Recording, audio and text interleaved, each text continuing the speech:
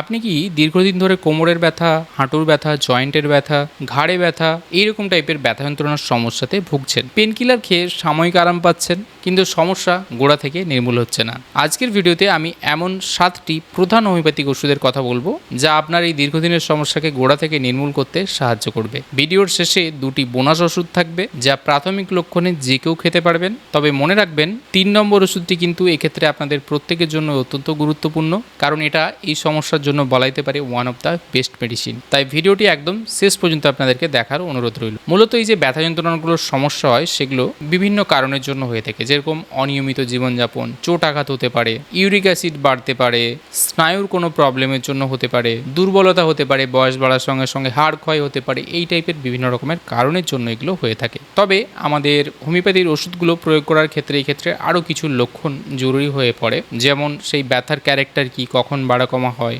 এছাড়াও আরও কিছু বিষয় থাকে যেগুলো পার্টিকুলার কিছু ওষুধের মধ্যেই পাওয়া যায়। এবারে তাহলে সেই লক্ষণগুলো আপনাদেরকে জানাবো যে কোন কোন ওষুধে কী কী লক্ষণ থাকলে আপনারা ইউজ করতে পারবেন এবং এই সমস্যার জন্য সেই সমস্ত ওষুধগুলো যেগুলো একদম দুর্দান্ত কাজ করে। এদের মধ্যে হয়তো অনেক ওষুধ আপনাদের পরিচিত হতে পারে। তাহলে চলুন জেনে নিই আমাদের প্রথম ওষুধ, সেটা হলো আর্নিকা মন্টানা। যদি শরীরের কোথাও চোট লাগে, আঘাত, ইনজুরি পড়ে গেছেন, সেক্ষেত্রে একদম বলা যেতে পারে one of the best medicine, top most medicine হলো আর্নিকা। এবং যখনই এটা প্রাথমিকভাবে তো খুবই ভালো কাজ করে, বেশ কিছুদিন গেলে কিছু কিছু রোগীর মধ্যে লক্ষণ পাওয়া যায়, যেমন যে বিছানাতে তিনি শোয়েন সেটা মনে হয় খুবই শক্ত, জল পিপাসা খুব একটা বেশি থাকে না, কেউ তাকে স্পর্শ করুক, তার কাছে আসুক, তাকে নাড়াচাড়া করুক, এটা সে একদমই পছন্দ করে না। এটা আর্নিকার ওয়ান অফ দ্য একটা গ্রেট সিমটম বলা যেতে পারে, অর্থাৎ ফিয়ার অফ টাচ।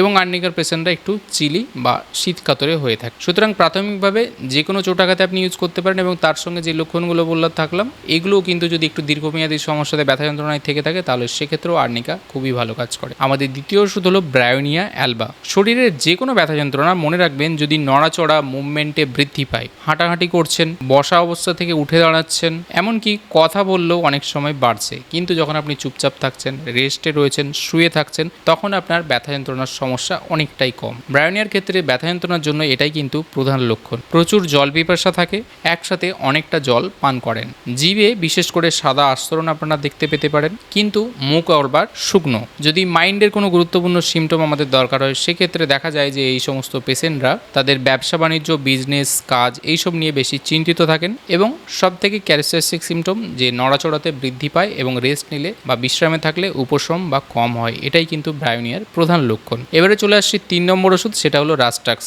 ব্রায়োনিয়ার ঠিক একদম উল্টো। প্রথমবার নড়াচড়া করতে কষ্ট হয়, কিন্তু মুভমেন্ট বা নড়াচড়া একবার শুরু করলে ধীরে ধীরে তার ব্যথা যন্ত্রণা কমতে থাকে। কিন্তু মনে রাখবেন বর্ষাকালে বা ভিজে ওয়েদার, স্যাঁতস্যাঁতে ওয়েদারে আবার তাদের ব্যথা যন্ত্রণার সমস্যা বাড়ে।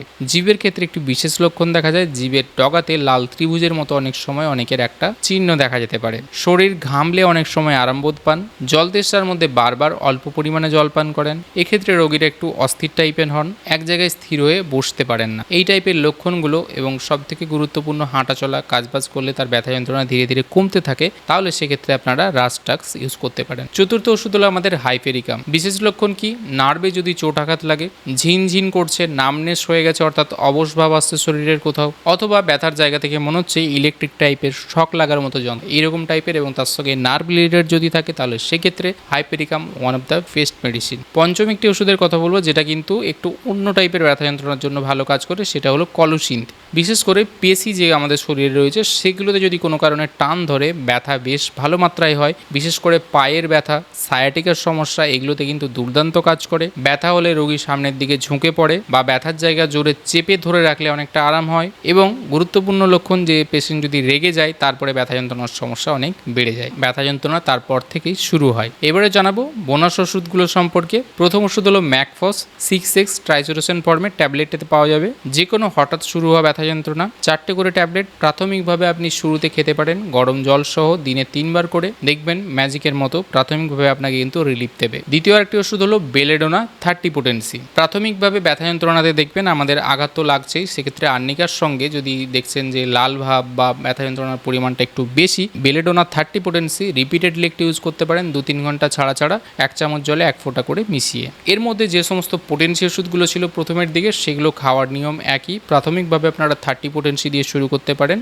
হাফ কাপ জলে 1 ফোঁটা করে মিশিয়ে সকালবেলা খালি পেটে সপ্তাহে 3 দিন করে খেতে পারেন। এইভাবে সপ্তাহে 2 থেকে 3 দিন আপনারা খেলেই যথেষ্ট এবং 2 থেকে 3 সপ্তাহ পর্যন্ত কন্টিনিউ করতে পারেন। এটা হচ্ছে যদি একটু ব্যথা যন্ত্রণা আপনার বেশির দিকে হয়। আর যদি ব্যথা যন্ত্রণার সঙ্গে সঙ্গে পেয়েছেন বা কষ্টটা 1-2 দিনের মধ্যে হয়েছে তাহলে 30 পোটেন্সি দিনে 2বার থেকে 3বার খেতে পারেন 1 চামচ জলে 1 ফোঁটা করে মিশিয়ে এবং সেটা 4 থেকে 5 দিন কন্টিনিউ করলেই যথেষ্ট। তবে মনে রাখবেন ব্যথা যন্ত্রণা যদি অনেকটাই বেশি দিনের হয় তাহলে সেক্ষেত্রে অবশ্যই ডাক্তারের পরামর্শ নিতে হবে এবং ওষুধ খাওয়ার সময় মনে রাখতে হবে যে কড়া পারফিউম বা তীব্র গন্ধযুক্ত খাবারগুলো অ্যাভয়েড করবেন। কোনো যদি নেশার জিনিস থাকে সেগুলোকে বন্ধ রাখতে হবে। ওষুধ খাওয়ার 30 মিনিট আগে বা পরে কিছু খাওয়া যাবে না এবং দীর্ঘস্থায়ী যদি সমস্যা হয় তাহলে অনেকের ক্ষেত্রে সেক্ষেত্রে 3 থেকে 6 মাস পর্যন্তও লাগতে পারে। সেক্ষেত্রে আপনার অবশ্যই একজন ডাক্তারের সঙ্গে পরামর্শ করে নেওয়া উচিত। সুতরাং আজকের এই আলোচনাটা আশা করি আপনাদের ভালো লেগে থাকবে এবং উপকারে আসবে। ভিডিওটি যদি ভালো লেগে থাকে এবং উপকার আছে তাহলে অবশ্যই লাইক করবেন, কমেন্ট করবেন এবং শেয়ার করবেন আপনাদের বন্ধুবান্ধবদের সঙ্গে। দেখা হবে পরে আবার এরকম একটি ভিডিওতে। ততদিন ভালো থাকবেন, সুস্থ থাকবেন। ধন্যবাদ।